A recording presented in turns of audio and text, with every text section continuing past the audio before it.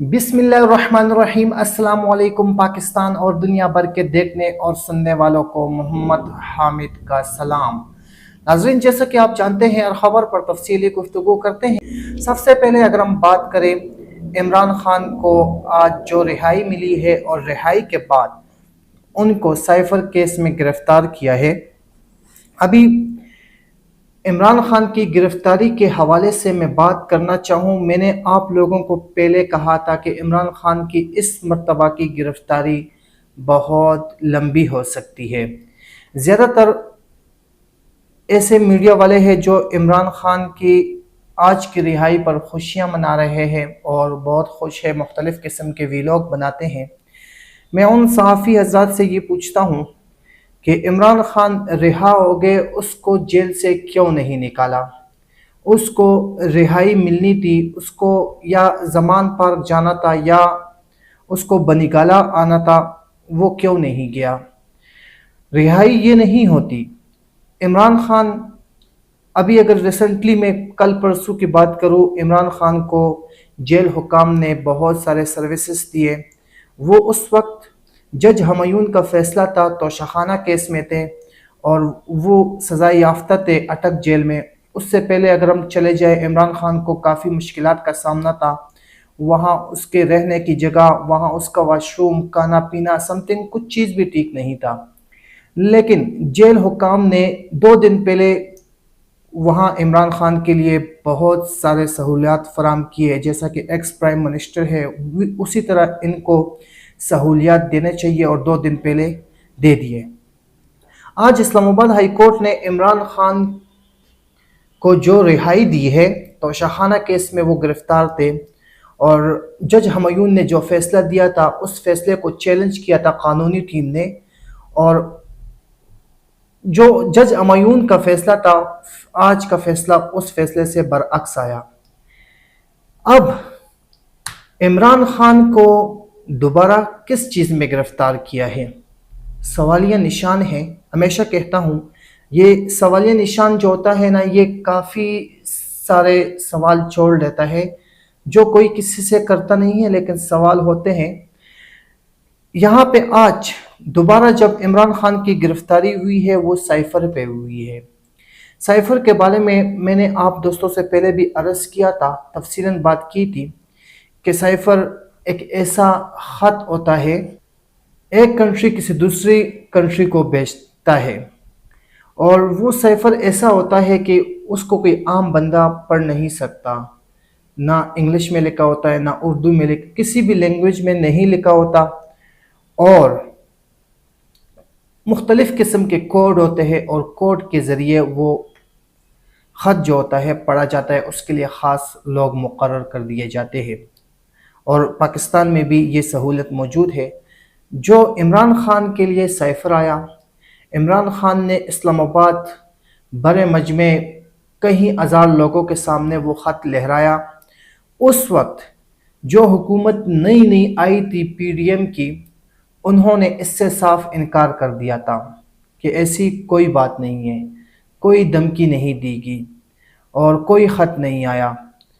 اب جب کہ جو چیز سامنے آئی ہے، اب یہ لوگ یہ اس بات کو بھی مانتے ہیں کہ سائفر آیا ہے۔ سائفر عمران خان کو ہٹانے کے لیے آیا تھا۔ سائفر کس کو ملا ہے؟ سائفر کیوں لیک کیا گیا ہے؟ سائفر لیک کرنے کا مقصد یہ ہے کہ پاکستانی لوگ جو برسوں سے آپ لوگوں کا یہ نمبر وائز جو حکمرانی آپ کرتے ہیں وہ برداشت کر رہے ہیں، اس سائفر سے سب پتہ چل گیا کہ آپ لوگ دوغلے ہیں، آپ لوگ پاکستان کے لیے نہیں سوچتے، آپ لوگ عوام کے لیے نہیں سوچتے، آپ لوگ غریب کے لیے نہیں سوچتے۔ جو شخص پاکستان کے لیے سوچنے والا تھا، جو شخص غریب کا سوچ رہا تھا، جو شخص پاکستان کو بلندیوں پر لے جانا چاہتا تھا، اس کے خلاف امریکہ نے ایک پروپیگنڈا کیا ہے اور اس کے خلاف ایک خط بھیجا ہے کہ اس کو اتار دیا جائے۔ اس خط کو لوگوں کے سامنے عمران خان نے لایا ہے۔ آج پاکستان تحریک انصاف کے نائب چیئرمین جو ہے وہ بھی گرفتار ہے، اور آج عمران خان کو بھی گرفتار کر دیا گیا ہے۔ اگر میں 17 مہینے پہلے چلا جاؤں اور میں یہ بات کہوں کہ اگر سائفر نہیں آیا، سائفر جھوٹ تھا، تو آج عمران خان کی گرفتاری کیوں؟ اور آج عمران خان کو آپ لوگوں نے دوبارہ سائفر کے کیس میں گرفتار کیا ہے۔ اسی طرح تو اگر میں بات کروں عمران خان کے اوپر جو پرچے ہوئے ہیں وہ 180 کے لگ بھگ پرچے ہوئے ہیں۔ سائفر سے کل اگر خدا کرے وہ بری ہو جائے، پھر کسی دوسرے کیس میں گرفتار کر لیا جائے گا، پھر کسی دوسرے کیس میں گرفتار کر لیا جائے گا۔ سمپل آسان سی لفظوں میں آپ کو بتانا چاہوں، علی محمد خان کو دیکھ لو، شہریار افریدی کو دیکھ لو، پاکستان تحریک انصاف کے ایسے کئی رہنمائے جن کو 8 سے 10 مرتبہ گرفتار کر لیا گیا ہے۔ یاسمین راشد کو دیکھ لو۔ اب ریزن کیا ہے کہ قوم ڈر چکی ہے، وہ آواز نہیں اٹھاتی۔ اگر عمران خان مجرم نہیں تھا، اس کو 22 دن اٹک جیل میں کیوں رکھا؟ اس کی یہی وجہ ہے کہ جو لوگ عمران خان کے ساتھ کھڑے تھے وہ ڈر گئے ہیں، وہ بات نہیں کرنا چاہتے، اور وہ اس ڈر کا جو یہ لوگ ڈر رہے ہیں، اس ڈر کا حساب الیکشن کے دن لے گا، اس کا حساب برابر کرے گا۔ اور عمران خان کے لیے ابھی راستے بہت زیادہ مشکل ہے آگے، اور بہت مشکلات کا سامنا کرنا پڑے گا، اور میں غیرت مند بندہ اسے کہوں گا جو عمران خان کا سپورٹ کرے گا اور عمران خان سے پیچھے نہیں ہٹے گا۔ دوسری سب سے بڑی نیوز کے اوپر بات کریں، پورے پاکستان میں بجلی کے بلوں پر بہت بڑے احتجاج ہو رہے ہیں۔ یہاں پہ آپ لوگوں کو ایک بات یاد دہانی کرانا چاہوں کہ پاکستان کے کئی اضلاع میں، کئی شہروں میں رشکوں پر مائک لگائے گئے ہیں، لاؤڈ سپیکر لگائے گئے ہیں کہ جن کے بل نہیں جمع ہوئے وہ بل جمع کروا دے، ورنہ ہم ان کے میٹر کاٹ دیں گے۔ ابھی جو سچویشن شروع ہوا ہے پاکستان میں، آزاد کشمیر سے اس کا شروعات ہوا، اور پاکستان کے ہر شہر میں بلوں کو جلایا جا رہا ہے، لوگ احتجاج کر رہے ہیں۔ اور پاکستان میں مختلف قسم کی پارٹیاں ہیں، مختلف قسم کی کمیونٹیز ہیں، مختلف قسم کے لوگ ہیں جو بلوں کے اوپر احتجاج کر رہے ہیں۔ اب میں آپ لوگوں سے یہ پوچھنا چاہتا ہوں، جب پاکستان میں اسمبلی میں بیٹھے ہوئے لوگ بل کے اوپر غیر ضروری ٹیکس جو آپ لوگوں پر عائد کر رہا تھا، آپ لوگ اس وقت کہاں تھے؟ آپ لوگ اس وقت کیوں نہیں نکلے؟ آپ لوگوں کو 10 سال پہلے، 5 سال پہلے یہ علم نہیں تھا کہ وابڈہ والے کی بجلی فری ہوتی ہے، جو اشرفیہ ہے اس کے لیے بجلی فری ہوتی ہے۔ آپ لوگوں سے بما ٹیکس وصول پیسے کیے جاتے ہیں، آپ لوگ اس وقت کیوں نہیں نکلے؟ آج آپ نکلے ہیں، اچھا اقدام ہے، یہ تو کل نہیں آج ہوا۔ میں آپ لوگوں کے لیے سلوٹ کرتا ہوں، آپ لوگوں پہ فخر کرتا ہوں کہ آپ اپنے حق کے لیے اٹھ جاتے ہیں۔ لیکن اس چیز کو اگر ہم نے روکنا ہے، آپ نے روکنا ہے، اس کو جڑ سے اکھاڑنے کا صلاحیت خود میں پیدا کریں۔ ابھی بھی کچھ لوگ سوئے ہوئے ہیں، وہ بات نہیں کر سکتے۔ پرسوں میں ایک انٹرویو کر رہا تھا، وہ کوئی لوگ مجھے انٹرویو دے رہے تھے، کوئی نہیں دے رہے تھے، لیکن اس کا مطلب یہ ہے کہ ابھی بھی لوگ ڈر رہے ہیں۔ ان کی کیا وجہ ہو سکتی ہے مجھے تو سمجھ نہیں آ رہی، لیکن پاکستان کے لوگ اپنے حق کے لیے اٹھ چکے ہیں، اور یہ اپنا حق جانتے ہیں۔ بہت اچھا اقدام ہے۔ اور آج کی سب سے بڑی خبر آپ کو سنانا چاہوں، بشرا بی بی نے عمران خان کا ملک چھوڑنے کا عندیہ دیا ہے، یا کیا یہ بات سچ ہے یا جھوٹ پر مبنی ہے؟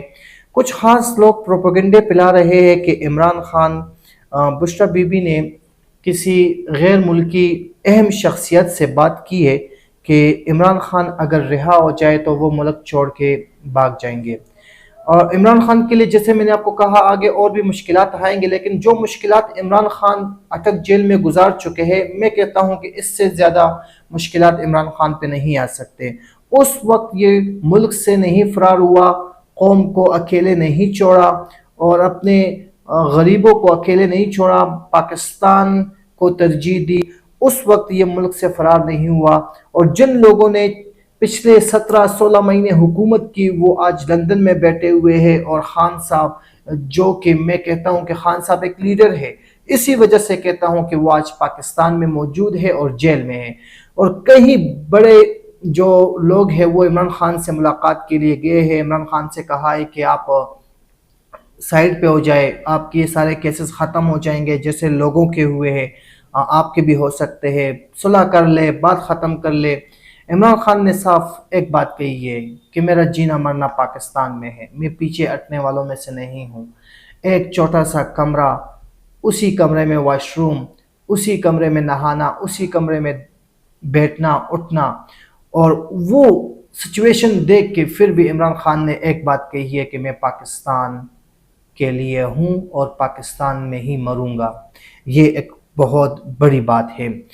تو اس میں نے ایک بات یہ کی ہے کہ عمران خان کے ساتھ خفیہ ملاقاتیں ہوتی رہتی ہے، ڈیل ہوتا رہتا ہے، اور عمران خان ڈیل کو سنتا بھی ہے، اس ڈیل کے اوپر پھر سیاست کرتے ہیں، اپنے لوگوں کو وکلاء کو بتاتے ہیں کہ آپ نے یہ کرنا ہے، لیکن ڈیل ماننے والا نہیں ہے عمران خان۔